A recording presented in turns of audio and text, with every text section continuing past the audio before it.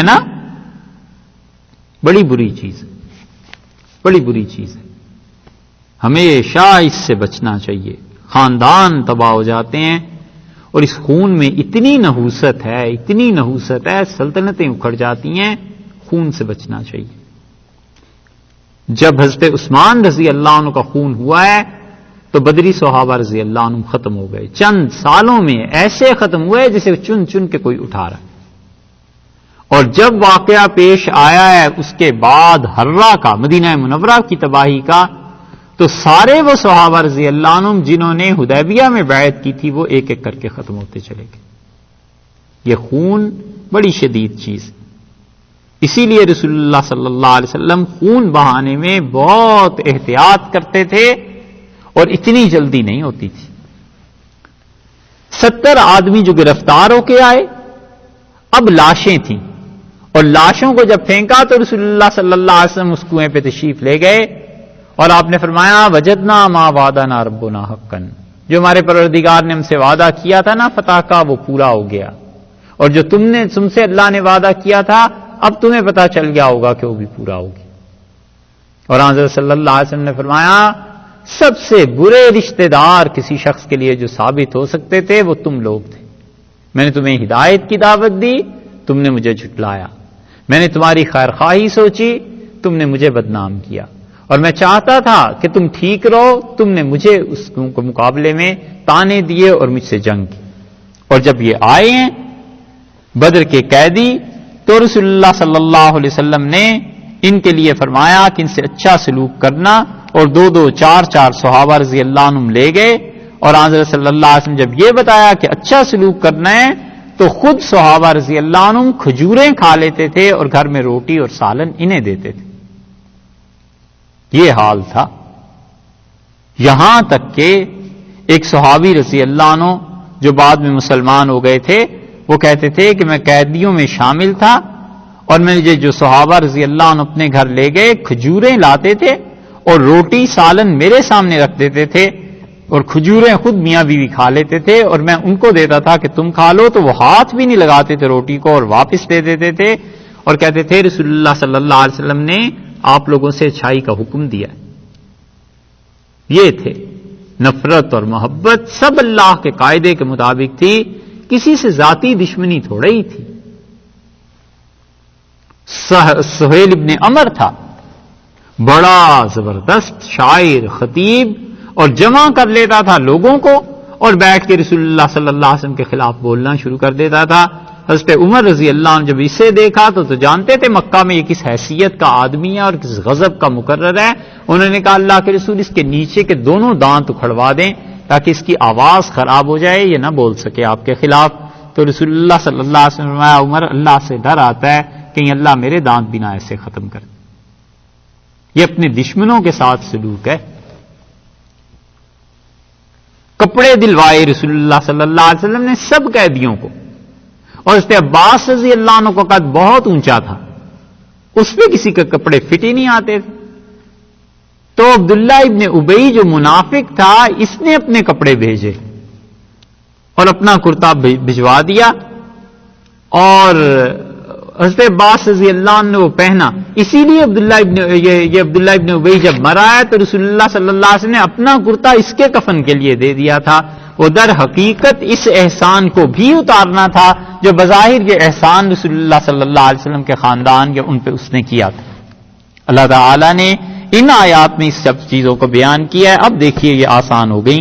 اللہ تعالیٰ نے فرمایا اِذْجُوحِی رَبُّکَ إِلَى الْمَلَائِکَةِ، جب تیرے پروردگار نے وحی کی فرشتوں کی طرف. کیا وحی کی؟ انی معکم، میں تمہارے ساتھ ہوں. اس انی سے پہلے اگر یہ کہہ لیا جائے کہ یہاں پر قولو کا لفظ محذوف ہے کہ یہ کہو صحابہ رضی اللہ عنہ سے جا کر کہ انی معکم، میں تمہارے ساتھ ہوں، ایک جملہ تو یہ کہا گیا ہے. اللہ تعالیٰ نے کس سے کہا کہ میں تمہارے ساتھ ہوں؟ اگر یہ کہا جائے کہ فرشتوں کو کہا تو فرشتوں کے ساتھ تو وہ پہلے ہی تھے. اس لیے زیادہ مناسب مفسرین کہتے ہیں کہ صحابہ رضی اللہ عنہ سے کہا کہ انی معکم، میں تمہارے ساتھ ہوں. فَثَبِّتُ الَّذِينَ آمَنُوا، بس جمائے رکھنا قدم ایمان والوں کے. سَأُلْقِي فِي قُلُوبِ الَّذِينَ كَفَرُوا الرُّعْبَ، اور یہ جو سین ہے اس کا مطلب یہ ہوا کہ ابھی فوراً ہم کافروں کے دلوں میں روب ڈالیں گے مسلمانوں کا، اور وہ ایسا روب پڑا ہے کہ پھر اٹھ نہیں سکے.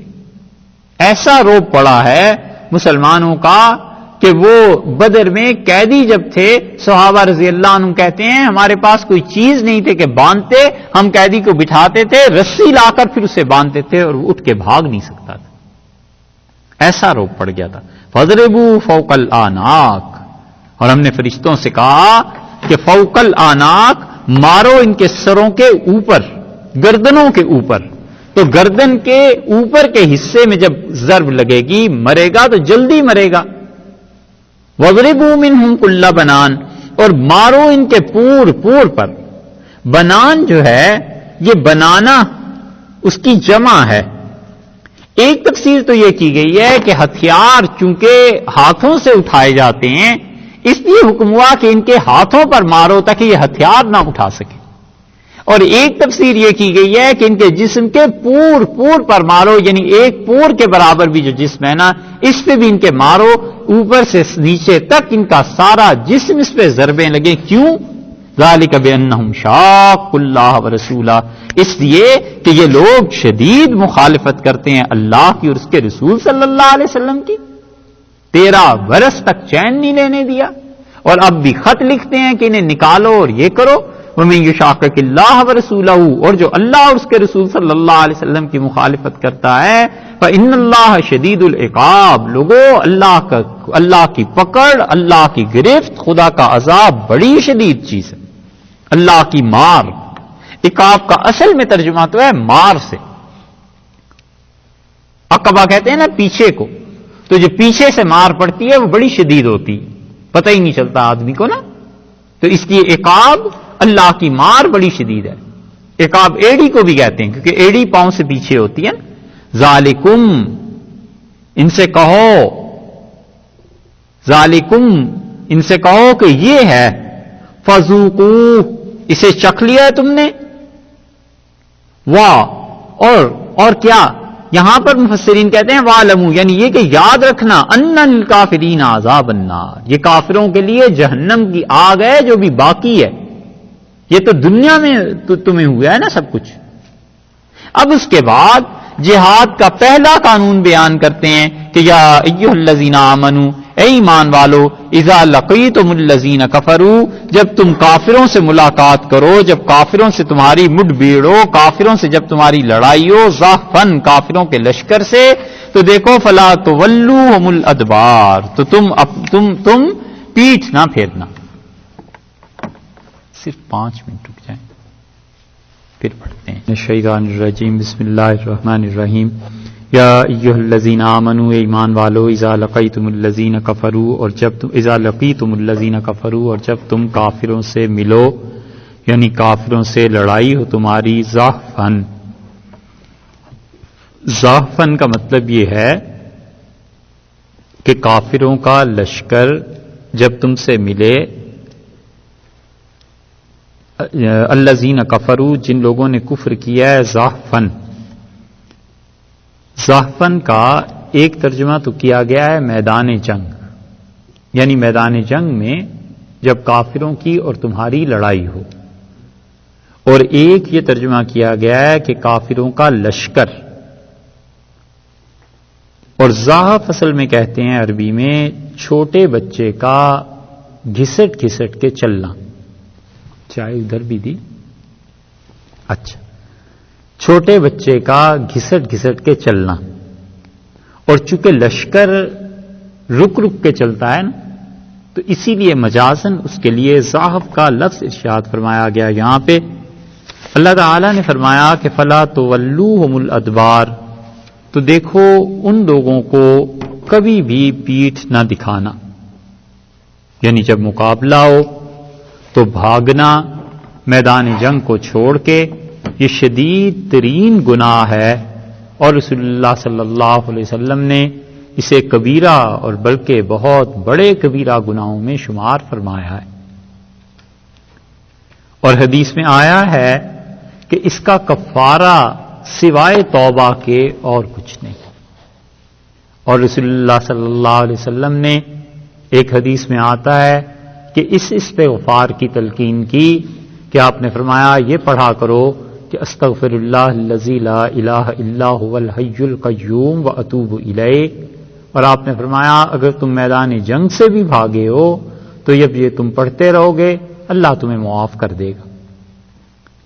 اگلی آیت میں اللہ تعالی نے یہ بتایا ہے کہ کون کون سی صورتیں ہیں جن صورتوں میں اللہ نے اجازت دی، اور ارشاد فرمایا کہ وَمَن يَوَلِّهِمْ، اور جو کوئی اس دن پیٹھ پھیر لے گا، یومئذ اس دن سے مراد جہاد کا دن، الا ہاں مگر دو صورتیں ہیں جن میں تم کر سکتے ہو، متحرفا لقتال، لڑائی کا ڈھنگ کرتا ہو، متحرف لڑائی سے اس کا ہنر آتا ہو اور لڑائی کے داؤ کے طور پہ پیچھے ہٹتا ہو، کہ اسے پتا ہو کہ اس وقت فوج کو پیچھے ہٹا لینا یہ اصل چیز ہے، تاکہ دشمن اسی میں آگے آ جائے،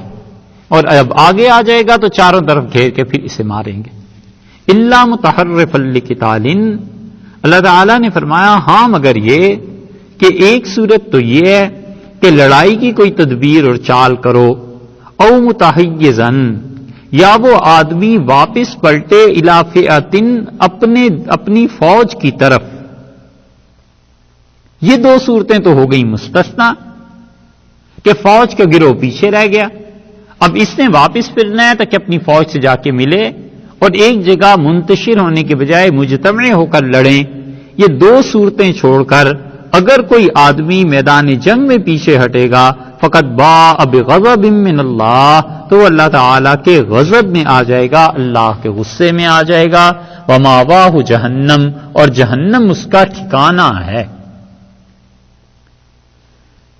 اس کا مطلب یہ ہے کہ اتنا بڑا یہ کبیرہ گناہ ہے میدان جنگ سے ہٹنا کہ جہنم اس کا ٹھکانہ ہے، لیکن یاد رکھیے اللہ نے یہ نہیں کہا کہ ہمیشہ ہمیشہ رہے گا۔ یہ اہل سنت کی دلیل ہے کہ وہ کہتے ہیں اتنا بڑا کبیرہ گناہ ہے یہ کہ اس کے اکھڑنے سے پوری فوج اکھڑ سکتی ہے اور پورا ملک تباہ ہو سکتا ہے، اس کے باوجود اللہ نے اسے کفر قرار نہیں دیا، صرف یہ کہا ہے کہ ومأواہ جہنم، جہنم اس کا ٹھکانہ، وبئس المصیر، اور کتنی ہی بری جگہ پر جا کر وہ ٹھہرا، کتنی بری جگہ پہ وہ پہنچا۔ تو معلوم ہوا کہ بڑے سے بڑا کبیرہ گناہ بھی اللہ کے ہاں قابل معافی ہے، قابل عفو ہے۔ ابھی جو روایات بیان کی تھیں اس میں یہ بات آئی تھی کہ صحابہ رضی اللہ عنہم نے کہا ہم کسی کے پیچھے بھاگ رہے تھے اور پھر ایک دم سے وہ گرا اور اسے تیسرے آسمان کے فرشتے کی مدد جو رسول اللہ صلی اللہ علیہ وسلم نے فرمایا تھا آ گئی۔ اگلی آیت میں فرماتے ہیں سو، مطلب یہ ہے کہ یہ بھی سمجھ لو کہ لم تقتلوہم، تم نے ان کو قتل نہیں کیا، ولکن اللہ، لیکن اللہ تعالی نے قتلہم، انہیں قتل کیا۔ 5 علتیں اللہ نے بیان کی اور 5 علتوں کے بعد یہ اللہ تعالی نے اس کی جزا بیان کر دی۔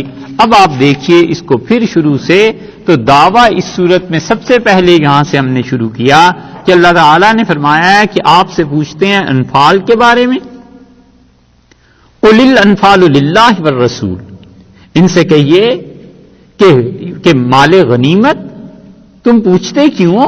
یہ صرف اللہ کا ہے اور اس کے رسول صلی اللہ علیہ وسلم اسے تقسیم کریں گے۔ اور کیوں یہ ہوگا؟ ایک بات سب سے پہلے تو ہم نے عرض کیا تھا کہ کما اخرجک ربک، یہ پہلی علت ہے، پہلی وجہ ہے کہ ہم نے تمہیں نکالا تھا، تم لوگ جا رہے تھے قافلے کی طرف اور ہم نے تمہیں قافلے کی بجائے مشرکین سے ٹکرا دیا۔ یہ 5ویں جو آیت ہے اس میں پہلی وجہ بیان کی ہے کہ اس وجہ سے اللہ کے لیے حق بنتا ہے، وہ ویسے بھی مالک ہے، اور وجہ پوچھنا چاہتے ہو تو وجہ یہ ہے۔ 7ویں آیت میں دوسری وجہ اللہ نے بیان فرما دی وَإِذْ يَعِدُكُمُ اللَّهُ إِحْدَى الطَّائِفَتَيْنِ، اللہ نے دو گروہوں میں سے ایک گروہ کا تم سے وعدہ کیا تھا. اللہ تعالیٰ نے تمہیں یہ چیزیں دکھائی ہیں، اس لیے مال اس کا حق بنتا ہے، کسی اور کا نہیں. دو باتیں ہو گئی. تیسری چیز دیکھیے، تیسری علت، تیسری وجہ، تیسرا اس کا سبب اللہ تعالیٰ نے بیان کیا کہ یہ مال اللہ کا ہے. آیت نمبر 9 کے آغاز میں اذ تستغیثون ربکم، جب تم بدر میں اللہ سے فریاد کر رہے تھے. یہاں پر ایک بات یہ ہے کہ یہ تیسری علت بیان کر دی کہ جب تم خدا سے مانگ رہے تھے تو کس نے مدد کی تھی؟ اللہ ہی نے مدد کی تھی. جب تو مال بھی اللہ ہی کا ہے. اذ تستغیثون ربکم میں آپ دیکھیے جمع کی ضمیر ہے، اور حدیثیں ہم نے آپ کو سنائی تھیں واحد کی کہ رسول اللہ صلی اللہ علیہ وسلم دعا مانگتے رہے اور باقی لوگ سوئے رہے. اس سے مفسرین نے لکھا ہے یا تو واقعی صحابہ کرام رضی اللہ عنہ بھی دعائیں رات بھر مانگتے رہے ہوں گے لیکن پتہ نہیں چل سکا، اور یا یہ ہے کہ رسول اللہ صلی اللہ علیہ وسلم کی بات ان کا تذکرہ فرمایا گیا اور ان کے ضمن میں باقی لوگ آ گئے. فاستجاب لکم انی ممدکم بألف من الملائکۃ مردفین، اللہ ہی کی ذات ہے جس نے تمہارے ساتھ یہ کیا تھا، تمہیں تمہاری دعا کو قبول فرمایا.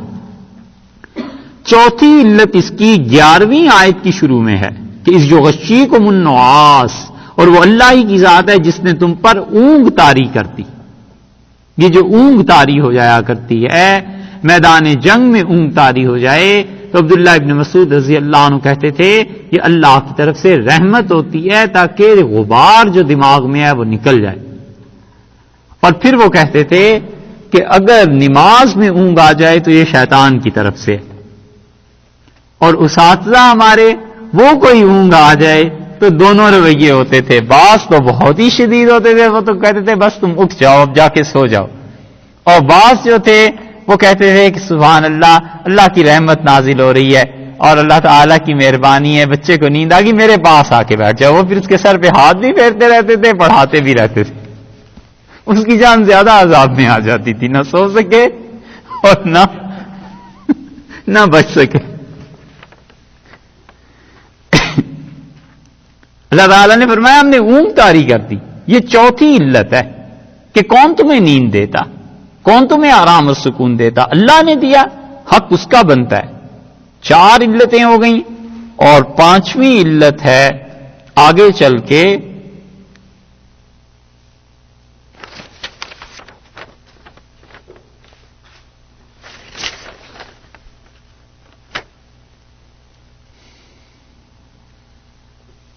اس جوہی ربو کا 12ویں آیت کے آغاز میں جب تمہارے پروردگار نے وحی کی فرشتوں کی طرف تو فرشتے وہ اللہ نے نازل کیے، اونگ اللہ نے بھیجی، بارش اللہ نے نازل کی، تم لوگوں کو اس قافلے تک اللہ نے پہنچایا.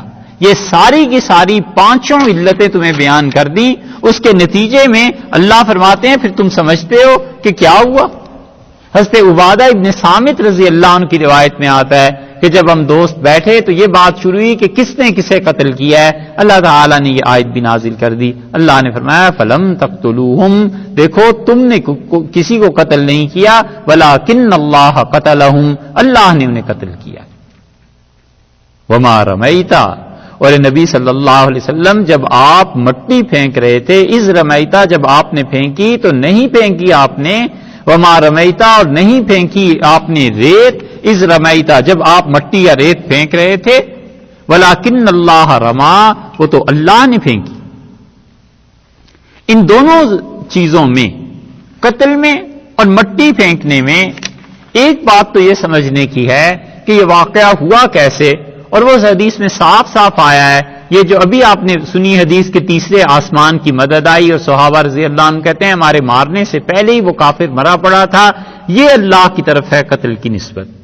اور رسول اللہ صلی اللہ علیہ وسلم نے بدر کے میدان میں ایک مٹی کی مٹھی اٹھائی اور حدیث میں ہر جگہ آیا ہے کہ آپ نے فرمایا شاہت الوجوہ، ان کے چہرے برباد ہو جائیں. اور یہ کہہ کے وہ مٹھی جب پھینکی ہے تو کوئی کافر 1000 میں سے ایسا نہیں تھا جس کی آنکھوں میں جا کے مٹی نہ پڑی ہو اور اس نے آنکھیں ملنی نہ شروع کر دی. یہ رسول اللہ صلی اللہ علیہ وسلم کا معجزہ تھا جو اس موقع پہ سامنے آیا ہے، اور اللہ نے فرمایا ہے وہ چیز وہ نہیں تھی جو آپ نے پھینکی، وہ آپ نے نہیں، ولیکن اللہ رما، وہ تو مٹی جس وقت آپ نے پھینکی تھی آپ نے نہیں پھینکی تھی، اللہ نے پھینکی۔ یہ ہے وہ چیز جس کو علامہ اقبال ایک جگہ کہتے ہیں نا، ہاتھ ہے اللہ کا، بندہ مومن کا ہاتھ۔ یہ ہو جاتا ہے کہ اللہ تعالیٰ نے دنیا میں کوئی بھی کام جب کرانا ہو تو کام تو ظاہر ہے کہ بندوں کے ذریعے، فرشتوں کے ذریعے کراتا ہے۔ تو کبھی کبھی بعض لوگ اپنے آپ کو اللہ کی مرضی میں اتنا گم کر دیتے ہیں کہ پھر اللہ کو جو کام کرانا ہوتا ہے ان لوگوں سے کرا لیتا ہے۔ اللہ تعالیٰ ایسے کر دیتے ہیں۔ اللہ نے ان افعال کی نسبت اپنی طرف کی ہے، اور اس سے بڑا مقام کوئی نہیں۔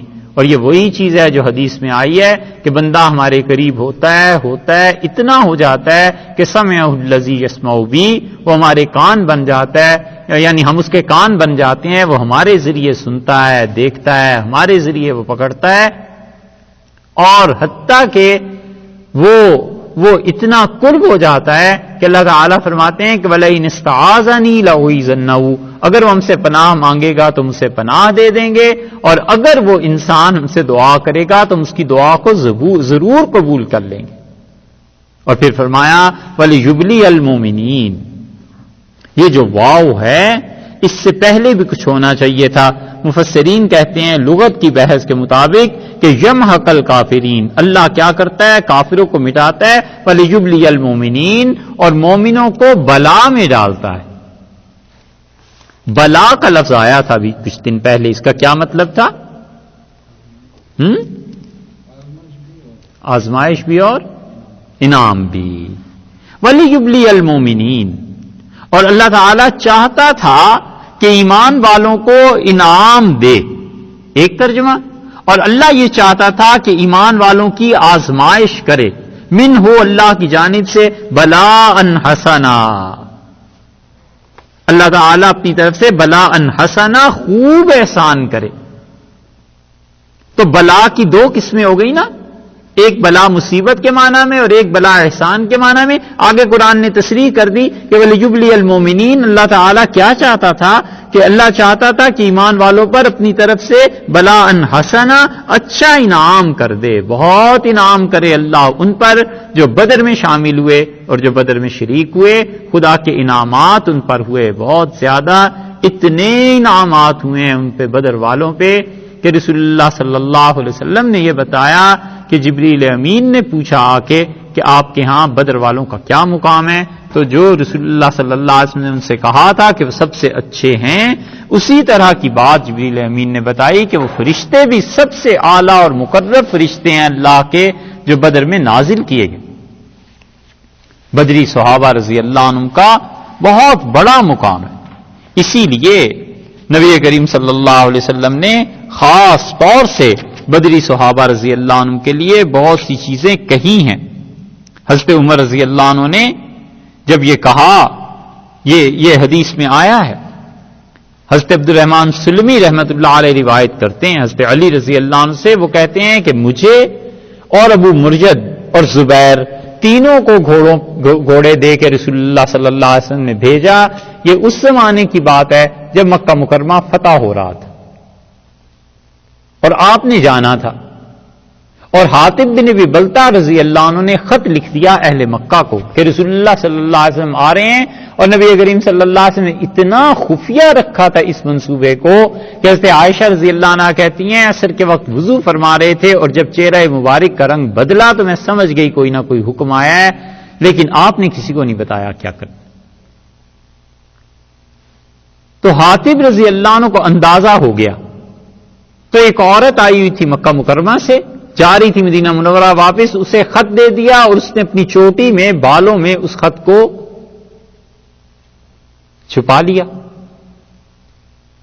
چوٹی چھپانا، اتنی چھوٹی تو بنانی ہوتی ہے، اس کے لیے کیا لفظ ہوگا؟ چلو کون سا واسطہ پڑھنا۔ تو وہ کہتے ہیں کہ ہم سب کے سب گھوڑوں پر سوار تھے، تو اس نے وہ خط لے کے چلی گئی، اور رسول اللہ صلی اللہ علیہ وسلم نے ہمیں بھیجا اور فرمایا کہ جاؤ اور ایسے ایسے وہ عورت جا رہی ہے اسے پکڑو۔ تو کہتے ہیں کہ ایک خاخ، روضۃ خاخ ایک جگہ تھی، ہم وہاں پہنچے تو اس میں ایک عورت تھی جو مشرکین کے پاس جا رہی تھی، حاطب بن ابی بلتع رضی اللہ عنہ کا خط لے کے. تو ہم نے دیکھا وہ اونٹ پہ جا رہی ہے، جیسے رسول اللہ صلی اللہ علیہ وسلم نے بتایا تھا بس ویسے ہی وہ نکلی، اور ہم نے سے کہا کہ الکتاب، خط کہاں ہے؟ فقالت ما معنا کتاب، اس نے کہا میرے پاس تو کوئی خط نہیں. تو وہ کہتے ہیں پھر ہم نے اسے روک لیا اور ہم نے اس کی تلاشی لی اور کوئی خط ملا نہیں. تو ہم نے اسے کہا، ہم تینوں نے، حضرت زبیر، حضرت علی اور ابو مرجد رضی اللہ عنہم، ہم نے کہا ما کذب رسول اللہ صلی اللہ علیہ وسلم، رسول اللہ صلی اللہ علیہ وسلم جھوٹ نہیں بول سکتے. تم یا تو کتاب خط دے دو، اور اگر ہمیں تمہارے کپڑے اتارنے پڑے تو پھر ہم وہ بھی کر سکتے ہیں، نکالو خط کہاں. اس نے جب دیکھا کہ یہ اصرار کر رہے ہیں تو اس نے وہ خط اپنی چٹیا سے نکال کے دے دیا. ہم نے وہ خط لیا اور رسول اللہ صلی اللہ علیہ وسلم کی خدمت میں حاضر ہوئے. تو حضرت عمر رضی اللہ عنہ نے کہا وہ خط دیکھ کے، قد خان اللہ ورسولہ والمؤمنین، اللہ کے رسول اس حاطب نے اللہ سے بھی غداری کی، آپ کو بھی دھوکہ دیا، اور سب ایمان والوں کے خلاف یہ کچھ کرنے والا تھا. فدانی فلا اضرب عنقہ، آپ مجھے اجازت دیں، اس کی سزا تو بس یہ ہے کہ اس کی گردن اتار دیں. فقال النبی صلی اللہ علیہ وسلم، رسول اللہ صلی اللہ علیہ وسلم نے پوچھا حاطب یہ کیوں یہ کام کیا ہے؟ حاطب نے کہا اللہ کے رسول، اللہ کی قسم اس کے علاوہ کوئی چیز نہیں کہ میں آپ کو بھی مانتا ہوں، اللہ کو بھی مانتا ہوں. میں نے یہ چاہا کہ مکہ والوں کو خط لکھوں تاکہ یدن یدفع اللہ بہا عن اہلی و مالی، میرے بیوی بچے، میرا سارا کاروبار وہاں ہے. تو اہل مکہ اگر لڑیں گے تو سب سے پہلے مراد ان کی یہ ہے کہ ماریں گے ان کو جو اندر مسلمان ہیں، تو میرا یہ ان پر احسان ہو جائے گا. تو احسان کی وجہ سے میرے بیوی بچوں کو کچھ نہیں کہیں گے، بس یہ ہے. وَلَيْسَ أَحَدٌ مِّنْ أَصْحَابِكَ، اور انہوں نے عرض کیا اللہ کے رسول آپ کے صحابہ رضی اللہ عنہ میں سے کوئی ایسا نہیں ہے جس کا خاندان، کنبہ، قبیلہ وہاں پر موجود نہ ہو اور اس کی رشتہ داریاں نہ ہو. باقی میری کوئی رشتہ داری نہیں ہے، باقی سب کی تو رشتہ داریاں ہیں، اس کے پاس کریں گے. فقال صدق ولا تقولوا له الا خیر، رسول اللہ صلی اللہ علیہ وسلم یہ سچ کہتا ہے، اور ہم سب سے کہا صحابہ رضی اللہ عنہ سے کہ اس کو خیر کے علاوہ کچھ نہ کہنا. کیسی پاک شخصیت ہے، کیسا پاک دل ہے، نہ جذبات میں ہے، نہ غصے میں، نہ کچھ. فرمایا اس کے ساتھ اچھائی کا سلوک کرو. اس پہ عمر رضی اللہ عنہ کہتے ہیں میں نے پھر اپنی بات دہرائی اور میں نے عرض کیا اللہ کے رسول اس کی گردن نہ اتار دیں. تو حضرت صلی اللہ علیہ وسلم الیس من اہل بدر، عمر یہ بدر والوں میں سے نہیں ہے. فقال، اور پھر فرمایا لعل اللہ اطلع علی اہل بدر، اور تمہیں معلوم ہے عمر اللہ نے آسمان سے جھانک کے دیکھا بدر والوں کو اور کہا اعملوا ما شئتم، بدر والو جو چاہے اب زندگی بھر کرتے رہو، فقد وجبت لکم الجنہ، میں نے یہ طے کر دیا ہے کہ تمہیں جنت ہی دینی. او فقد غفرت لکم، یا پھر یہ فرمایا اللہ نے کہ میں نے اب جو بھی گناہ ہو سب معاف کر دیے. فدمعت عینا عمر، تو عمر رضی اللہ عنہ رو پڑے، ان کی دونوں آنکھوں سے آنسو بہنے لگے. وقال، اور انہوں نے کہا اللہ ورسولہ عالم، اللہ زیادہ جانتا ہے اور رسول اللہ صلی اللہ علیہ وسلم کا علم ہم سب سے زیادہ. یہ بدر والوں کا مقام ہے، یہ بدر والوں کی بات ہے. حدیث میں اتنے فضائل آئے ہیں ان بدر والوں کے کہ امام بخاری رحمۃ اللہ علیہ نے متعدد روایات نقل کی ہیں کہ کیا کیا چیزیں ان لوگوں کے ساتھ پیش آئیں. ان میں سے ایک چیز اور آپ کو بتائیں. حضرت ابو ہریرہ رضی اللہ عنہ کی روایت آئی ہے، وہ کہتے ہیں کہ رسول اللہ صلی اللہ علیہ وسلم نے ہمیں بھیجا دین کے سکھانے کے لیے، اور ہم پہ عاصم بن ثابت انصاری کو مقرر کر دیا امیر. یہ عاصم بن ثابت انصاری جو ہے نا، یہ ابھی آیا تھا نا بدری صحابہ رضی اللہ عنہ ان کا ذکر، یہ نانا بھی ہیں. عاصم بن عمر بن خطاب جو تھے، حضرت عمر رضی اللہ عنہ کے ایک بیٹے کا نام عاصم تھا نا، تو یہ اس کے نانا بھی بنتے ہیں. وہ کہتے ہیں حدہ ایک جگہ تھی عثفان اور مکہ کے درمیان، اور وہاں پر حزیل قبیلہ تھا اور بنو لحیان بھی جنہیں کہتے تھے. ہم وہاں پہنچے تو تقریباً 100 آدمیوں نے انہیں گھیر لیا، اور انہوں نے دیکھا کہ جو کھجوریں ہیں یہ یثرب کی ہیں. اور پھر وہ پیچھے چلنے لگے یہاں تک کہ حضرت عاصم رضی اللہ عنہ کے پاس پہنچے. مختصر کرتے ہیں اس روایت کو ہم. اور انہوں نے انہیں گھیر لیا اور انہوں نے کہا کہ تم اترو اپنی سواریوں سے نیچے اور ہم تمہیں باندھیں گے، قید کر لیں گے، اور ہم تم سے وعدہ کرتے ہیں کہ تمہیں ماریں گے نہیں، قتل نہیں کریں گے.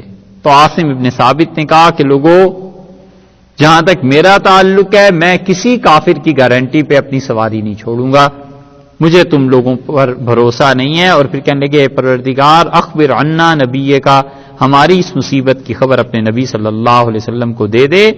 اور پھر ان لوگوں نے عاصم رضی اللہ عنہ سے پر تیر اندازی شروع کی. فقتلوا عاصمن، تو عاصم رضی اللہ عنہ شہید ہو گئے. اور 3 آدمی جو تھے وہ ان کی گارنٹی پر اترے، خبیب اور زید ابن دثنہ اور ایک اور وہ کہتے ہیں انہوں نے ہمیں پکڑ لیا اور پھر ہمیں باندھا. اور جو تیسرا آدمی تھا اس نے کہا اللہ کی قسم یہ پہلی خلاف ورزی ہے جو تم کر رہے ہو، تم نے ہمیں کہا تھا نا، یعنی یہ کہ ہاتھ نہیں باندھو گے، بس تمہارے ساتھ چلیں گے، تو یہ جو تم نے ہمیں باندھ دیا یہ پہلی خلاف ورزی ہے. اور پھر انہوں نے کہا خدا کی قسم میں تم پہ بھروسہ نہیں کروں گا. اور انہوں نے ان سے لڑائی شروع کی اور پھر اس کے بعد ان کی شہادت ہوئی. اور ایک خبیب اور ایک زید ابن دثنہ یہ 2 رہ گئے. اور یہ بدر کے بعد واقعہ ہوا تھا. اور زید ابن دثنہ اور خبیب رضی اللہ عنہم یہ سارے کے سارے انہوں نے لا کر بیچے مکہ میں. بنو حارث جو تھے انہوں نے اس پہ خبیب رضی اللہ عنہ کو خرید لیا. اور خبیب نے حارث ابن عامر کو مارا تھا بدر میں.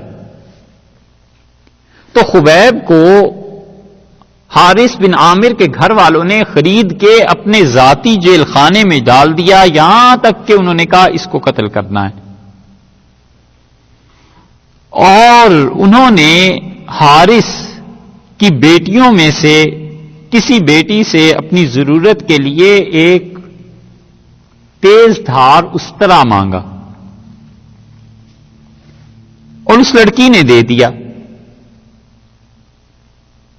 اور ان کے ذاتی اس جیل خانے میں اس لڑکی کی اولاد میں سے کوئی چلا گیا، بچہ چھوٹا، وہی غافلۃ عنہ، اور وہ اپنے بچے سے غافل تھی، اسے بیٹے کا پتہ نہیں چلا. کھیلتے کھیلتے وہ جیل جو ان کی ذاتی تھی اس کے سلاخوں تک پہنچا اور خبیب رضی اللہ عنہ کے پاس اندر چلا گیا.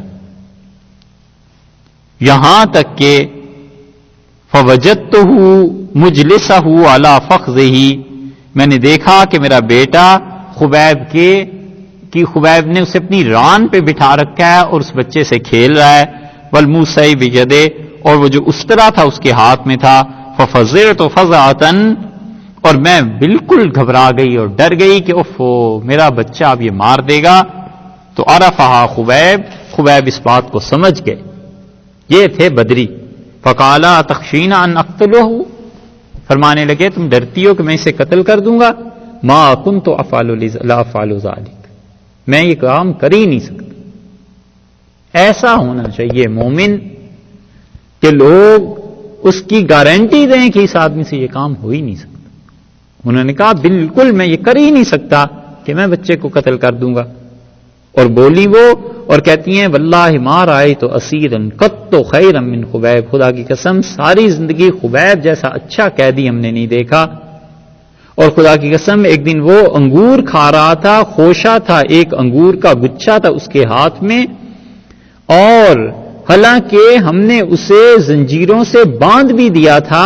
وما بمکۃ من ثمرۃ، اور مکہ میں کوئی انگور اس دن نہیں مل رہا تھا اس کے پاس پہ. اور میں نے اس سے پوچھا تو وہ کہتا تھا انہ لرزق رزقہ اللہ خبیبا، یہ رزق تھا جو اللہ نے خبیب کو دیا. اور ہم اس خبیب کو، یہ بدری صحابی تھے نا رضی اللہ عنہ، ہم لے کے چلے حرم میں تاکہ ہم اسے حرم سے باہر لے جا کر کہیں قتل کریں. تو خبیب نے کہا دعونی اصلی رکعتین، مجھے 2 رکعتیں پڑھنے دو. ہم نے اسے چھوڑ دیا. فرکع رکعتین، تو اس نے 2 رکعتیں پڑھی اور اس نے کہا کہ اللہ کی قسم اگر یہ نہ الزام ہوتا مجھ پہ کہ میں ڈر گیا ہوں تو میں اس نماز کو اور زیادہ پڑھتا. اور پھر انہوں نے کہا اللہم احصہم عددا، اللہ جو مجھے سولی چڑھانے لگے ہیں، جو دینے لگے ہیں سولی، اے پروردگار ان لوگوں کو گن لے. وقتلہم بددن، اور اللہ ان کو بھی ایسے ہی مار جیسے یہ میرے ساتھ کر رہے ہیں، ولا تبق منہم احدا، اور اللہ ان میں سے کسی کو نہ چھوڑ۔ اور پھر کہنے لگے فلست بالین اقتل مسلما علی ای جنب کان للہ مصرعی، کوئی پرواہ نہیں ہے جبکہ میں اسلام کی حالت میں مر رہا ہوں اور سولی پر چڑھ رہا ہوں، علی ای جنب کان للہ مصرعی، میری لاش دائیں گرے بائیں گرے، وہ جس طرف بھی گرے گی اللہ ہی کے لیے گرے گی، وذالک فی ذات الالہ وان یشاء، اور یہ میری شہادت اللہ ہی کے لیے ہے، اور اگر وہ چاہے گا یبارک علی اوصال شلب موزعی، تو میرے جسم کے ایک ایک پور ایک ایک ٹکڑے پر اپنی رحمتیں نازل کرے گا۔ ثم قام الیہ ابو سروہ عقبہ بن حارث، پھر اس کے لیے اٹھے عقبہ بن حارث اور انہوں نے اسے قتل کر دیا۔ اور خبیب پہلے آدمی تھے جنہوں نے مسلمانوں کے لیے یہ طریقہ شروع کیا کہ وہ کہتے تھے قتل سے پہلے نماز پڑھ لینی چاہیے، اور پھر رسول اللہ صلی اللہ علیہ وسلم اور ان کے صحابہ رضی اللہ عنہ کو خبر ہوئی، اور لوگوں نے قریش میں سے عاصم بن ثابت اس کو بھی قتل کیا تھا، اور وہ جو قتل تھا عاصم نے جو کیا تھا کسی کو، وہ بھی بہت بڑا قتل تھا، اور پھر عاصم کی لاش تک کافر نہیں پہنچ سکے، یہاں تک کہ اس کے اوپر مکھیاں آ گئیں۔ اور کعب ابن مالک کہتے تھے رضی اللہ عنہ کہ مرارہ بن ربی اور ہلال ابن امیہ یہ دونوں بھی رجلین صالحین قد شہدا بدرن، یہ دونوں بھی بدر میں گئے تھے، اور یہ دونوں بھی بڑے آدمی تھے۔ امام بخاری رحمۃ اللہ علیہ روایت نقل کرتے ہیں سعید بن زید رضی اللہ عنہ کی، کان بدرین مرض فی یوم جمعۃ، وہ کہتے ہیں اگرچہ بدری صحابی رضی اللہ عنہ تھے لیکن جمعے کے دن بیمار ہو گئے، فرکب الیہ بعد ان تعال النہار، اور دن چڑھے بھی وہ گئے، اور اس کے بعد جمعہ قریب تھا لیکن انہوں نے جمعہ نہیں پڑھا اپنی بیماری کی وجہ سے۔ ان کا مقام یہ دیکھیے، معاذ بن رفاع کی روایت ہے، وہ کہتے ہیں کہ میرے والد بدری صحابہ رضی اللہ عنہ میں سے تھے، اور جبریل امین آئے رسول اللہ صلی اللہ علیہ وسلم کی خدمت میں اور کہا اللہ کے رسول آپ اہل بدر کو کیا گنتے ہیں؟ تو حضرت صلی اللہ علیہ وسلم فرمایا من افضل المسلمین، مسلمانوں میں سب سے افضل، یا اس قسم کی کوئی بات حضرت صلی اللہ علیہ وسلم نے کہی تو جبریل نے کہا کذالک من شاہد بدرا من الملائکہ، فرشتے جو بدر میں آئے تھے اللہ کے ہاں ان کا بھی یہی مقام ہے، فرشتوں میں بھی ان کا مقام ہے، سب سے اچھے تھے۔ اور کتنی زبردست بات ہے یہ، کہیں موقع ہو اس حدیث کا تو ہم آپ سے عرض کریں۔ معاذ بن رفاع کہتے ہیں کہ رفاع اگرچہ بدر والوں میں سے تھے، کان رافع من اہل العقبہ، لیکن رافع جو تھے انہوں نے عقبہ میں بیعت کی تھی رسول اللہ صلی اللہ علیہ وسلم دست مبارک پہ، مدینہ منورہ کی جب دعوت دی تھی انہوں نے، تو انہوں نے اپنے بیٹے سے کہا ما یسرنی انی شہدت بدرا بالعقبہ، بدر میں جو میں شامل ہوا ہوں اس سے میں اتنا خوش نہیں ہوں جتنی مجھے خوشی اس سے ہے کہ میں عقبہ کی بیعت میں شامل تھا، میں نے رسول اللہ صلی اللہ علیہ وسلم کی بیعت کی تھی، مدینہ منورہ انہیں دعوت دی تھی آنے کی۔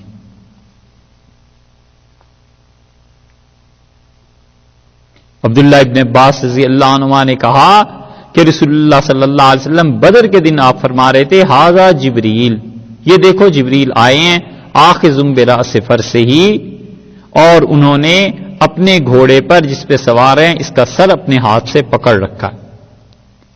پھر امام بخاری رحمۃ اللہ علیہ روایت لائے ہیں کہ انس رضی اللہ عنہ نے کہا مات ابو زید ولم یترک عقبا وکان بدریا، حضرت ابو زید رضی اللہ عنہ کا انتقال ہوا اور وہ بدری صحابی تھے رضی اللہ عنہ۔ ہر جگہ یہ بدری صحابہ کرام رضی اللہ عنہ کا قصہ ہے، اس لیے کہ ان لوگوں کا بہت بڑا شریعت میں مقام ہے۔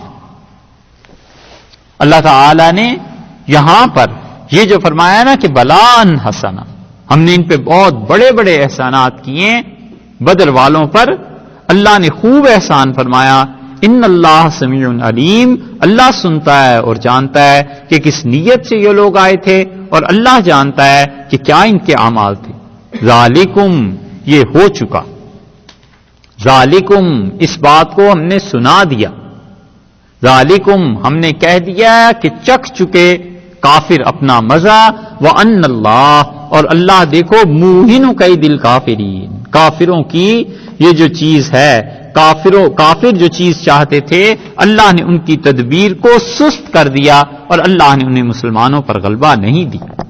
ان تستفتحوا، اور اگر تم فیصلے کرنا چاہتے ہو، یہ اللہ تعالی نے کفار مکہ کو کہا ہے، کافروں کو کہا، اور کافر جو تھے وہ فیصلہ مانگتے تھے، وہ کہتے تھے کہ خدایا فیصلہ کر دے۔ اور سیرت کی کتابیں اگر آپ اس مقام پر دیکھیں گے تو وہاں پر مل جائے گا کہ بدر میں آنے سے پہلے ابو جہل اور اس کے ساتھ بہت سے لوگ بیت اللہ میں گئے، پردے پکڑے، روئے، اور ابو جہل نے 3 باتیں کی۔ اس نے کہا اللہ ان دونوں گروہوں میں جو سب سے زیادہ عزت والا ہے اسے غالب کر، اللہ ان دونوں گروہوں میں جو حق والا ہے اسے غالب کر۔ اور تیسری بات اس نے اور غضب کی گئی، اس نے کہا اللہ ان دونوں گروہوں میں جو تیرے قریب ہے نا سب سے زیادہ، خدایا اس کو لوگوں کو بتا دے اس کے نتیجے سے جنگ کے کہ تیرے قریب کون۔ یہ جو مانگی ہوئی تھی نا اپنے منہ سے، اللہ نے دے دی۔ ان تستفتحوا، تم چاہتے ہو فیصلہ ہو جائے، فقط جاءکم الفتح، یہ فیصلہ تمہارے پاس آ گیا۔ وَإِن تَنْتَهُوا، اور اگر تم باز آ جاؤ فَهُوَ خَيْرٌ لَكُمْ، یہ تمہارے لیے بڑا اچھا ہے۔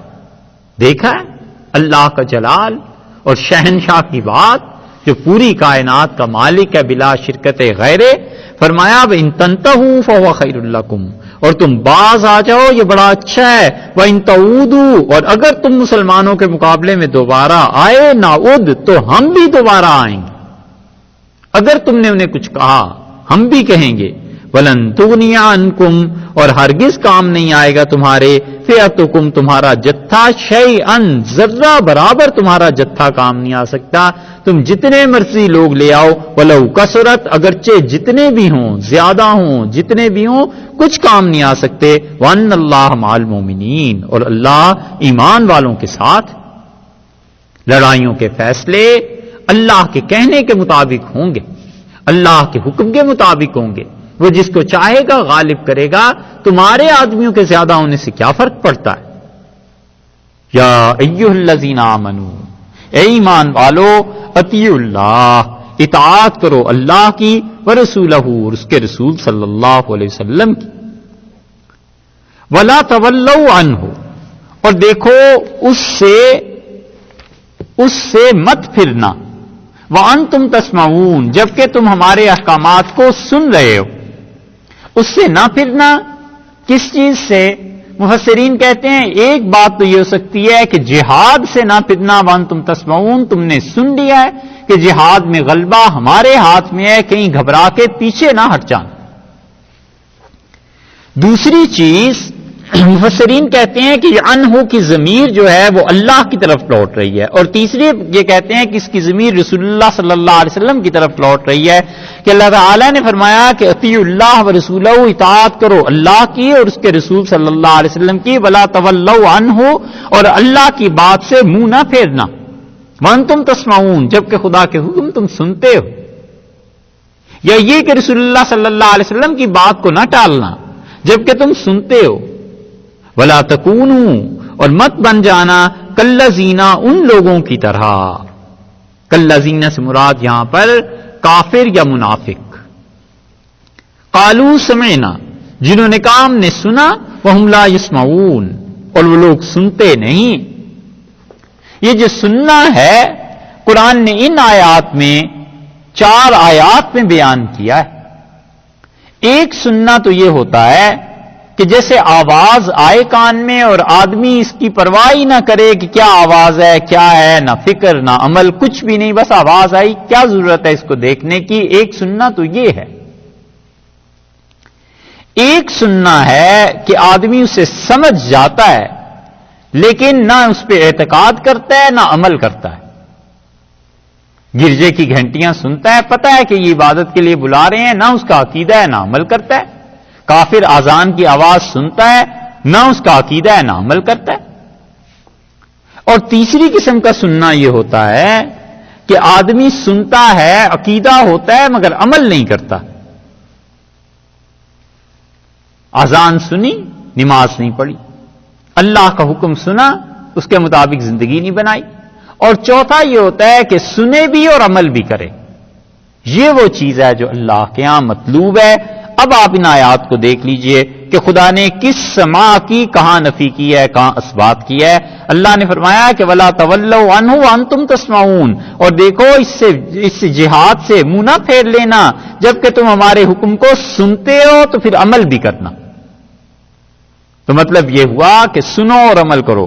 وَلَا تَكُونُوا كَالَّذِينَ، اور ان منافقوں یا کافروں کی طرح نہ بننا مسلمانوں، قَالُوا سَمِعْنَا، جنہوں نے کہا ہم نے سنا، وَهُمْ لَا يَسْمَعُونَ، اور وہ سنتے نہیں. سنتے ہیں اللہ کا حکم، اس پہ عمل نہیں کرتے. سنتے ہیں کہ اللہ نے کیا کہا ہے، اس کے باوجود فکر نہیں کرتے، غور نہیں کرتے. ان شر الدواب، اور بدترین جانور. اللہ تعالیٰ کو اتنی نفرت ہے اس کفر سے اور شرک سے، اور کفر اور شرک کے ساتھ جب مسلمانوں کی ایذا جمع ہو جائے. بدتر سب جانوروں میں جتنے بھی جانور ہیں نا، کتا اور سور بھی تو اس میں شامل ہیں یا نہیں، ان سے بھی بدتر عند اللہ، اللہ کے نزدیک، الصم، وہ بہرے، البکم، وہ گونگے ہیں، الذین لا یعقلون، جو لوگ سمجھ سے کام نہیں لیتے، جو بوجھتے نہیں. جانوروں سے بھی بدتر وہ آدمی کہ سچے دین کو نہ سمجھے. دیکھا ہے اللہ تعالیٰ کو کتنا اس دین کا احساس اور فکر ہے، اور کتنی خدا نے شدید بات کہی ہے. اللہ نے کہا بدترین جانور، یعنی کتے سور سے بھی بدتر، جسے ہم اپنی زبان میں کہیں. اللہ نے فرمایا یہ وہ ہیں جو خدا کے پیغام کو سمجھتے ہی نہیں ہیں. الذین لا یعقلون، بوجھتے نہیں ہیں. ولو علم اللہ، اگر اللہ تعالی جانتا، فیہم، ان میں، خیرن، کوئی بھی بھلائی ہے، لاسمعہم، تو اللہ انہیں سنا دیتا.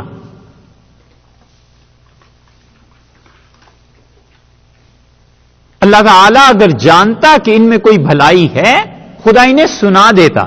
اس کا مطلب ہے اللہ نہیں جانتا تو مطلب یہ کہ ان میں سرے سے کوئی بھلائی ہے ہی نہیں. یہ جاننا جو ہے یہاں پر اللہ تعالیٰ نے ہمارے محاورے کے مطابق کہا ہے، جس سے کہتے ہیں نا کہ مجھے اس کا علم نہیں. تو کبھی کبھی اس سے مراد یہ ہوتی ہے کہ سرے سے یہ چیز ہے ہی نہیں. اللہ تعالیٰ نے فرمایا اگر ہمیں پتا ہوتا کہ ان میں کچھ خیر ہے، کوئی طلب باقی ہے، ہم انہیں خدا اپنے دین کا پیغام لاسمعہم، انہیں سنواتا، ایسا سنواتا کہ اس پہ عمل کرتے. ولو اسمعہم، اور اگر اللہ تعالیٰ، ولو علم اللہ فیہم خیرن، اگر اللہ ان میں کوئی خیر پاتا، لاسمعہم، ایسا سنواتا جو قبول بھی کرتے، نفع بھی ملتا. ٹھیک، ولو اسمعہم، اور اگر اللہ انہیں سنوا دے. منطقیوں نے بڑی بحث کی ہے اس پہ، فلسفے والوں نے. وہ اپنی زبان میں کہتے ہیں کہ قیاس کی شکل اول سے یہ حد اوسط حذف کر دینا تو نتیجہ غلط نکلتا ہے اس آیت کا. بڑی لمبی بحث ہے فلسفیوں کی، چھوڑو اس میں کیا پڑھنا.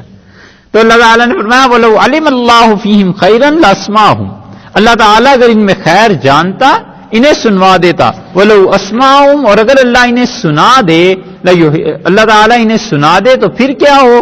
پھر ارشاد فرمایا ہے کہ اللہ تعالیٰ انہیں سنا دے تو لَتَوَلَّوْا، تو یہ پھر بھی منہ پھیر لیں، اس سے ہٹ جائیں دین سے. وَهُمْ مُعْرِضُونَ، اور یہ لوگ اعراض کرنے والے ہیں خدا کے دین سے، جان بوجھ کر ہٹنے والے.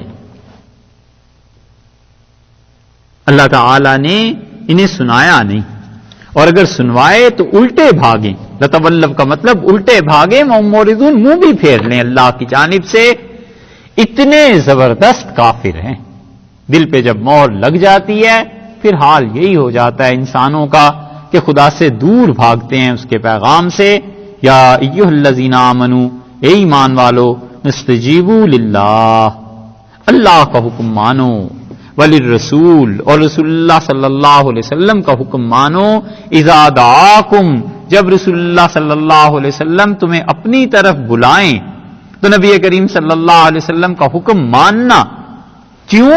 لما یحییکم، تاکہ رسول اللہ صلی اللہ علیہ وسلم وہ تمہیں زندگی عطا کر دیں.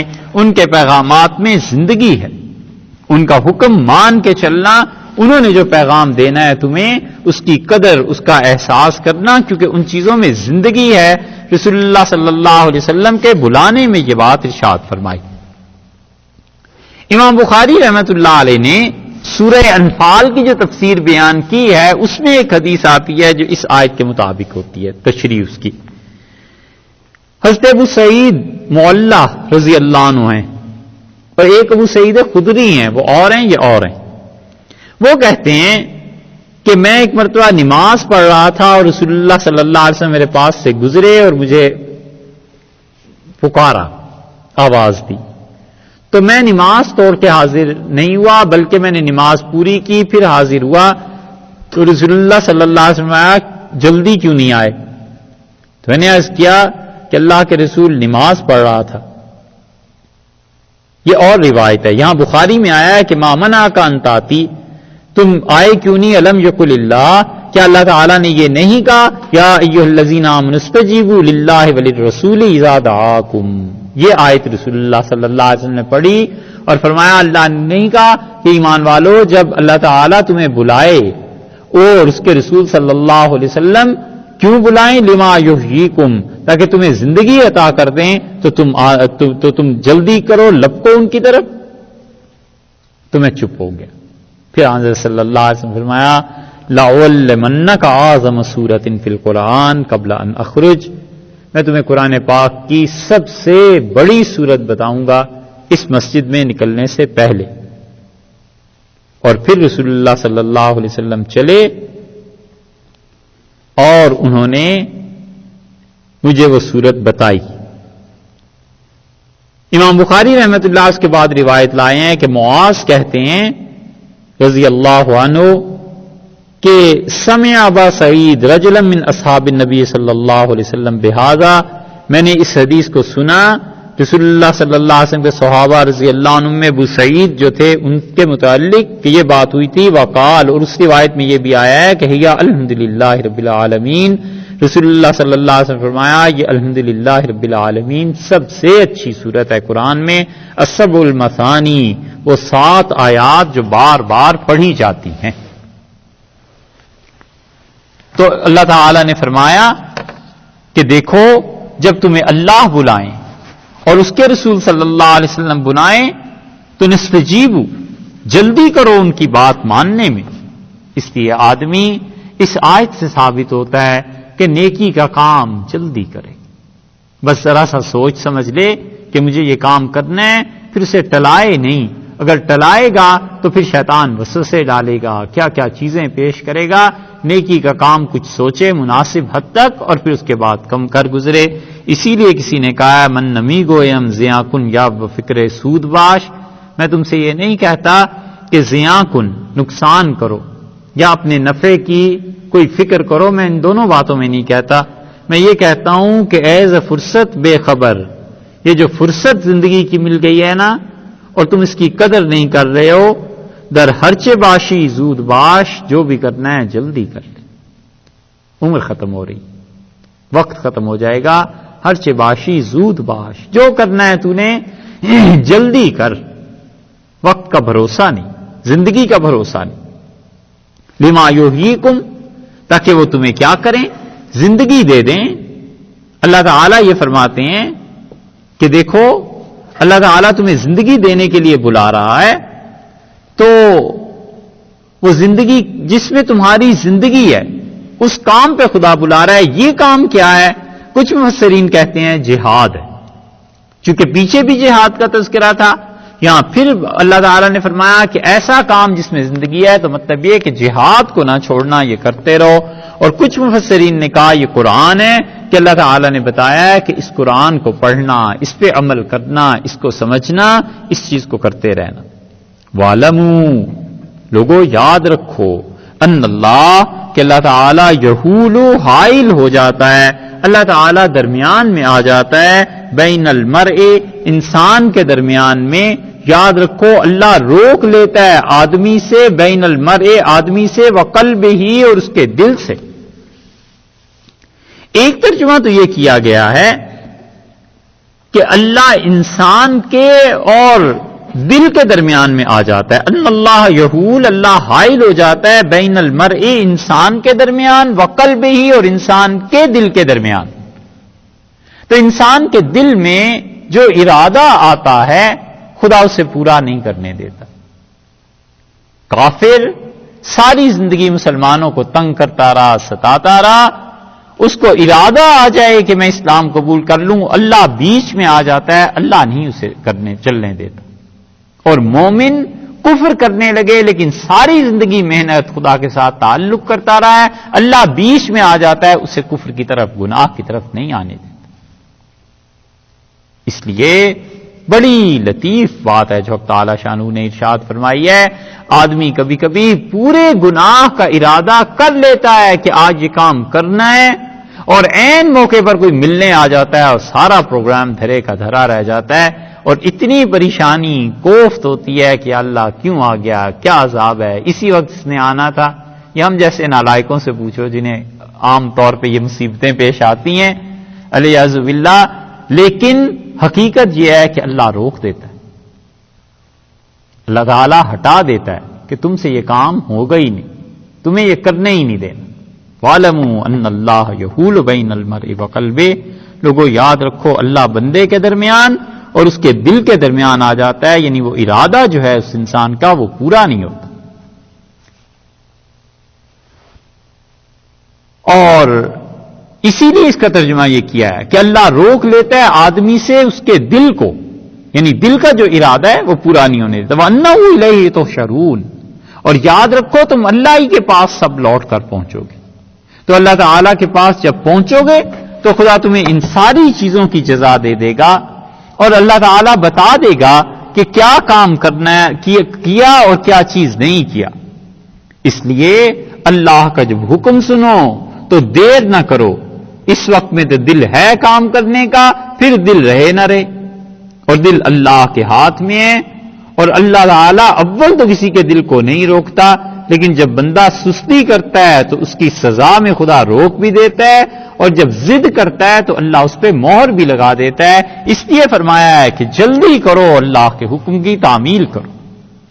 نیکی کا جب خیال آ جائے آدمی کو چاہیے کر گزرے. واتقوا، اور بچنا، فتنتن، اس فساد سے، لا تصیبن الذین، جو نہیں پڑے گا، الذین، ان لوگوں پر، ظلموا، جنہوں نے ظلم کیا ہے، منکم، تم میں سے، خاصتاً، چن کے صرف انہی پر نہیں آئے گا. وہ خدا کا عذاب سب کو اپنی گرفت میں لے لے گا. وہ فتنہ جو ہے نا وہ صرف تم پہ، انہی پہ نہیں آئے گا جو ظالم ہے، وہ تو سب کے ساتھ چمٹ جائے گا. اور یہ فتنہ کیا ہے، کس گناہ سے بچنا ہے؟ بتایا کہ امر بالمعروف اور نہی عن المنکر کا ترک کر دینا یہ گناہ ہے، اسے فتنہ کہا ہے. کہ اپنے آپ کو بچاؤ ایسے گناہ سے کہ اس کی پاداش میں جو عذاب آئے گا صرف ظالموں پر ہی نہیں آئے گا بلکہ سب پر آ جائے گا. اور یہ وہ چیز ہے جس بنیاد پہ فقہا کہتے ہیں کہ گناہ سے روکنا اور نیکی کا حکم دینا مراد یہ ہے کہ یہ کام کرتے رہو، اگر تم یہ کام نہیں کرو گے تو پھر خدا کا عذاب ظالموں پہ ہی نہیں آئے گا، تم پہ بھی آ جائے گا. اسی لیے رسول اللہ صلی اللہ علیہ وسلم نے اس کی مثال دی کہ جیسے کشتی کے دو حصے ہیں، اوپر والا حصہ اور نیچے والا، اور اوپر کے حصے والے اطمینان سے رہیں کہ چلو نیچے والے اگر سوراخ کر رہے ہیں تو وہی ڈوبیں گے، ہمیں کیا ہے. تو رسول اللہ صلی اللہ علیہ وسلم فرمایا جب ڈوبیں گے تو اوپر والے بھی ڈوب جائیں گے. اسی لیے آپ نے کہا کہ لوگوں اللہ کی قسم تم نیکی کا حکم کرتے رہو گے اور برائی سے روکتے رہو گے، وگرنہ ایسا فتنہ پھیل جائے گا تم میں کہ کوئی آدمی اس سے نہیں بچ سکے. مسلمانوں نے گناہ کے کاموں سے ایک دوسرے کو روکنا چھوڑ دیا. اس لیے چاہیے آدمی کو کہ جس حد تک مناسب ہو سکے گناہ کے کام پہ دوسرے کو روکے، یا اپنے ہاتھ سے روک سکتا ہے روکے، یا دل سے تو برا منائے. اسی لیے رسول اللہ صلی اللہ علیہ وسلم نے بتایا تھا کہ جب یہ کیفیت آ جائے گی تو آپ نے فرمایا تھا تمہارے نیک لوگ اس امت کے حق میں دعا کریں گے اور ان کی دعا نہیں سنی جائے گی، ان کی دعا نہیں مانی جائے گی. یہ فرمایا فاتقوا فتنۃ، بچنا اس بات سے. وہ فتنہ کیا ہے، وہ گناہ کیا ہے؟ وہ امر بالمعروف کا نہ کرنا اور نہی عن المنکر، گناہ سے نہ روکنا. اس لیے فرمایا کہ بچتے رہو اس فساد سے کہ تم میں سے جو ظالم ہیں چن کر صرف انہی پر نہیں پڑے گا، سب آ جائیں گے۔ وَعْلَمُوا، یاد رکھو، ان اللہ شدید العقاب، اور اللہ بہت سخت ہے عذاب دینے میں۔ حکم اللہ کا نہیں مانو گے، دل ہٹ جائے گا، جب دل ہٹ جائے گا پھر اس پہ کام کرنا دشوار ہو جائے گا، اور ہوتے ہوتے اس کا وبال سب پہ آ جائے گا۔ جیسے لوگ جہاد کو چھوڑ دیں تو سارا ملک تباہ ہو جاتا ہے، اسی طرح مسلمانوں کے معاشرے میں امر بالمعروف اور نہی عن المنکر کو ترک کر دیں، سب تباہ ہو جائیں گے۔ وَاذْكُرُوا، یاد رکھو مکی زندگی کو، اذ انتم، جبکہ تم تھے، قلیل، تھوڑے سے تھے، چند ایک صحابہ کرام رضی اللہ عنہم تھے۔ اللہ تعالیٰ نے فرمایا یاد کرو، مستضعفون فی الارض، اور زمین میں تم بہت کمزور تھے، مغلوب تھے، حتیٰ کہ مظلومیت کا یہ حال کہ ظہر اور عصر کی نمازیں اونچی آواز سے نہیں پڑھ سکتے تھے۔ جمع ہوتے تھے ایک گھر میں، حضرت ارقم رضی اللہ عنہ کے گھر میں، اور یہ سارا زمانہ ایسی مظلومیت کے ساتھ گزرا ہے۔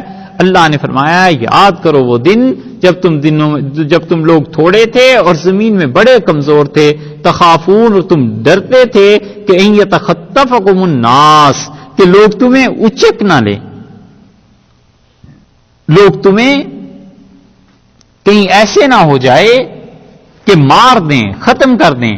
فآواکم، اللہ نے تمہیں ٹھکانہ دیا مدینہ منورہ میں، وَأَيَّدَكُمْ، اور اللہ نے مدد کی بِنَصْرِهِ، اپنی مدد سے، وَرَزَقَكُمْ مِنَ الطَّيِّبَاتِ، اور اللہ نے تم کو پاک روزی دی، لَعَلَّكُمْ تَشْكُرُونَ، شاید کہ تم اللہ کا حق مانو، اللہ کی بات کو مانو۔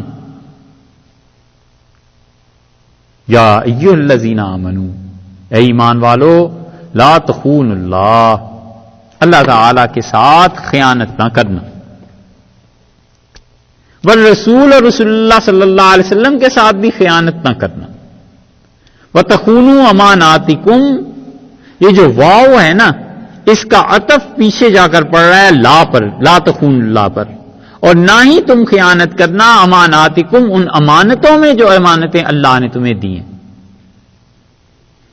ہر چیز میں خیانت سے منع کر دیا، اور مفسرین کہتے ہیں کہ یہ آیت نازل ہوئی ہے حضرت ابو لبابہ رضی اللہ عنہ کے بارے میں کہ بنو قریظہ جو تھے، جب رسول اللہ صلی اللہ علیہ وسلم نے ان کا محاصرہ کیا ہے تو بنو قریظہ نے حضرت ابو لبابہ رضی اللہ عنہ سے پوچھ لیا، یہ ابو لبابہ رضی اللہ عنہ کا نام آیا ہے، بدری صحابہ رضی اللہ عنہ میں تھے، اور انہوں نے ان سے پوچھ لیا کہ رسول اللہ صلی اللہ علیہ وسلم کا کیا ارادہ ہے بنو قریظہ کے متعلق، تو انہوں نے اشارہ کر دیا کہ مطلب تمہیں قتل کر دیا جائے گا۔ یہ جو راز کی بات تھی انہوں نے بتا دی، اور رسول اللہ صلی اللہ علیہ وسلم کو اس پہ ناراضگی ہوئی، اور 21 دن محاصرہ رہا تھا یہ، اور بنو قریظہ نے آخر کہا کہ ہم شام چلے جاتے ہیں، ہمیں یہاں سے جانے دیا جائے، تو رسول اللہ صلی اللہ علیہ وسلم نے بھیج دیا، لیکن حضرت ابو لبابہ رضی اللہ عنہ اتنے پریشان ہوئے اس پہ کہ بہت غلط حرکت مجھ سے ہو گئی، انہوں نے آ کے مسجد نبوی کے ایک ستون کے ساتھ باندھ دیا۔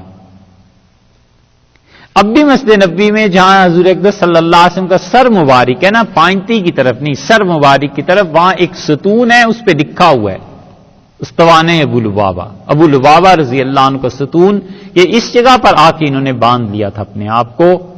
اور رسول اللہ صلی اللہ علیہ وسلم نے پوچھا کہ ابو لبابہ کو کیا ہو گیا ہے، تو لوگوں نے بتایا کہ اس پہ پریشان ہے۔ آپ نے فرمایا میرے پاس آتا، میں اسے معاف کرتا اور اللہ سے دعا مانگتا، اللہ اسے معاف کر دیتے، لیکن اب چونکہ خود اس نے اپنے آپ کو باندھ لیا ہے تو اب تو اللہ ہی آیت نازل کرے کوئی اس کے بارے میں، پھر بھی معافی ہوگی۔ اور ان کی بیٹی اور ان کی اہلیہ ان کو کھانا کھلا دیتی تھی، اور ضرورت جب نماز کی ہوتی تھی کھول دیتی تھی، وہ نماز پڑھتے تھے، پھر ستون کے ساتھ جا کے کھڑے ہو جاتے تھے کہ میرے بارے میں تو اللہ کوئی حکم نازل کر دے کہ میں نے اتنی بڑی غلطی کی ہے، اس کی معافی کا کیا ہوگا۔ اللہ تعالیٰ نے یہ بات نازل فرما دی، اللہ نے فرمایا کہ دیکھو اللہ اور اس کے رسول صلی اللہ علیہ وسلم کی جو بات ہے ہرگز اس میں خیانت نہیں ہونی چاہیے، اور اسی طرح جو امانت کی چیزیں ہیں ان میں بھی نہیں، یہ امانت کی بات تھی، نہیں بتانی چاہیے تھی بنو قریظہ کو۔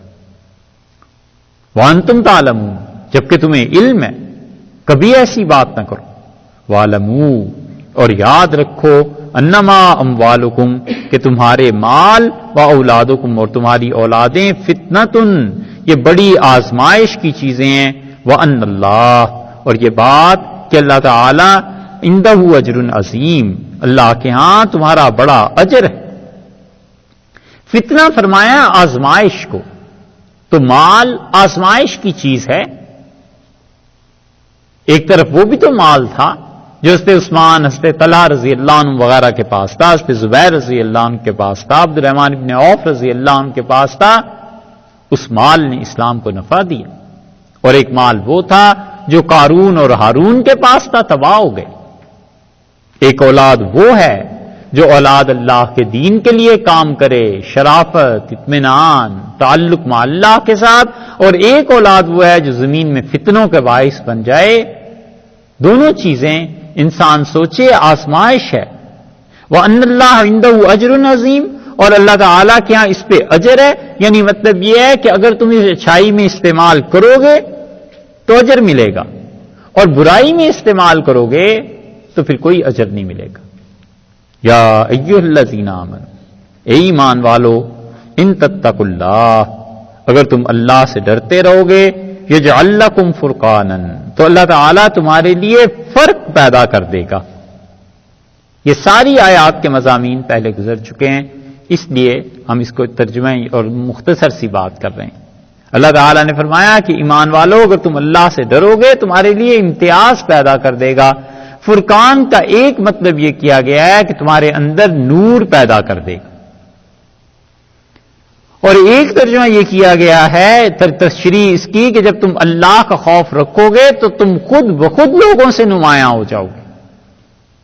اللہ تعالیٰ تمہارے لیے نمائندہ حیثیت کر دے گا تمہاری ایسی کہ لوگوں کو اطمینان ہو جائے گا کہ یہ آدمی اللہ سے ڈرنے والا ہے. وَيُكَفِّرْ عَنْكُمْ سَيِّئَاتِكُمْ، اور تمہارے گناہ خدا معاف کر دے گا. وَيَغْفِرْ لَكُمْ، اور تمہاری بخشش بھی کر دے گا. اس کا مطلب یہ ہے کہ تمہارے متقی ہونے کے باوجود تم سے گناہ ہوتے رہیں گے اور اللہ معاف بھی کرتا رہے گا.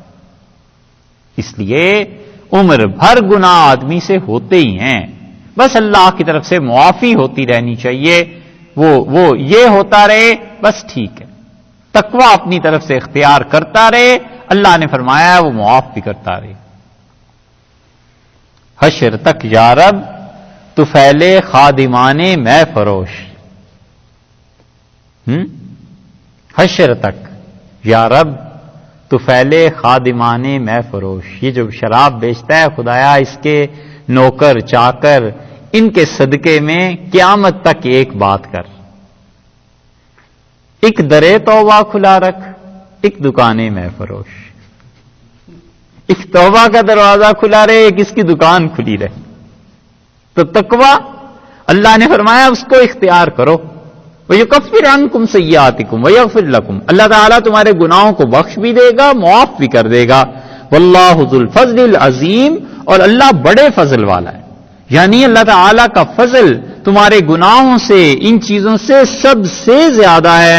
تو اللہ تعالیٰ اپنا ایسا فضل کرے گا کہ دیکھو، تسلی رکھو، یہ جتنا کچھ بھی ہوا ہے بدر میں، جو تمہاری طبعی چیزیں تھیں، جو کچھ بھی تمہارے ساتھ پیش آیا ہے، اگر کوئی قصور ہے بھی تو اللہ کی طرف سے معافی ہوگی. بس جناب.